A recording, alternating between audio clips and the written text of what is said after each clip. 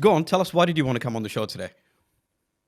Well, there's several things that we encounter in construction that normally doesn't come to light for fear of repercussions. So I thought it's about time. We've seen enough to actually make some noises about certain things and ensure that others are able to see, and hopefully something gets done about it.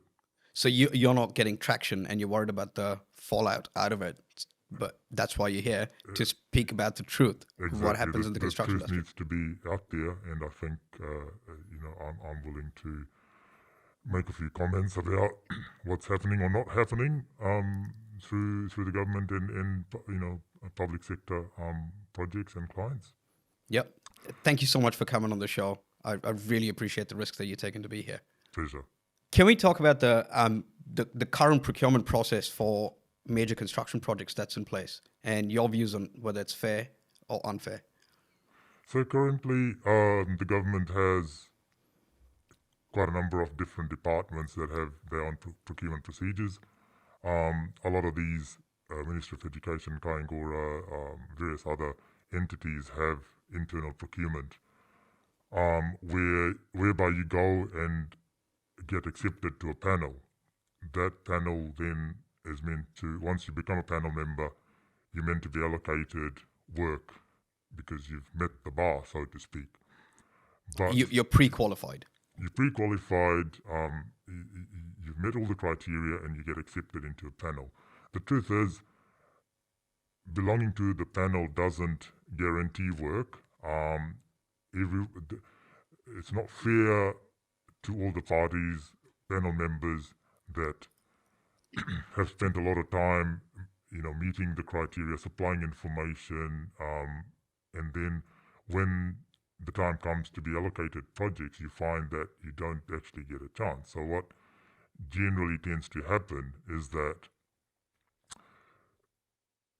the internal procurement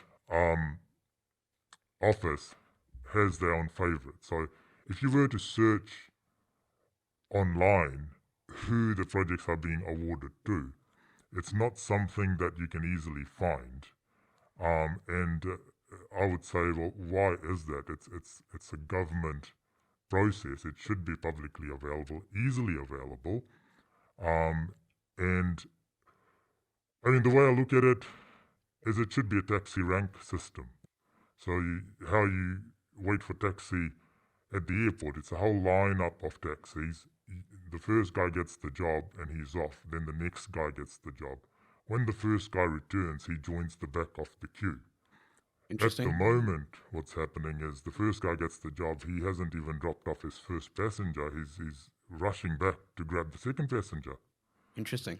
And that really needs to stop, because in terms of the government announcing work and kicking up the economy and all these sorts of things, it's happening. But there are just the top tier contractors getting this work. The work's not being spread around. New Zealand's made up of a lot of small and medium-sized businesses, Mum and dad companies. mum and dad businesses, who are struggling because the bigger companies only are just getting bigger. So that's definitely something that is brushed under the carpet.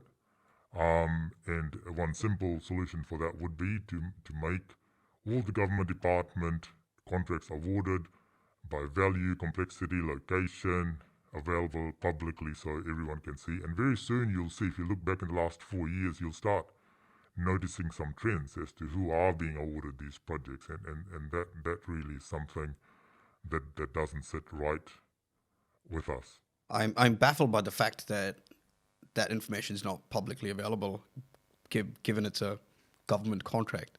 Yeah. Exactly. It probably is available, but it's not easily accessible. If you just went on Google and searched it out, I don't think you can find a list anywhere. List of projects and who's been awarded those contracts. Correct. Yeah. Interesting. Those are very interesting views on our current procurement process. What else would you do to change that, to make it fairer for everybody involved? Because it's not just as simple as a taxi rank system. Well, what else could we do? Because you've got to put bonds up front. Some companies may not have those bonds available to them. Yeah.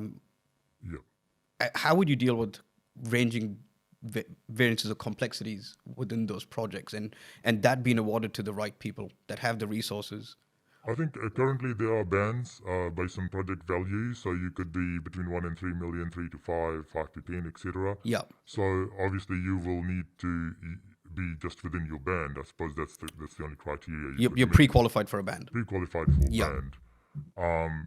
And effectively, you know, I don't know the number of people in a band or number of members, but so there needs to be a system to kind of distribute the work evenly or as much as possible, not to the 5 or 6 or 10 that rotationally just keep getting awarded contracts while the other 15 or 20 don't actually get a chance in.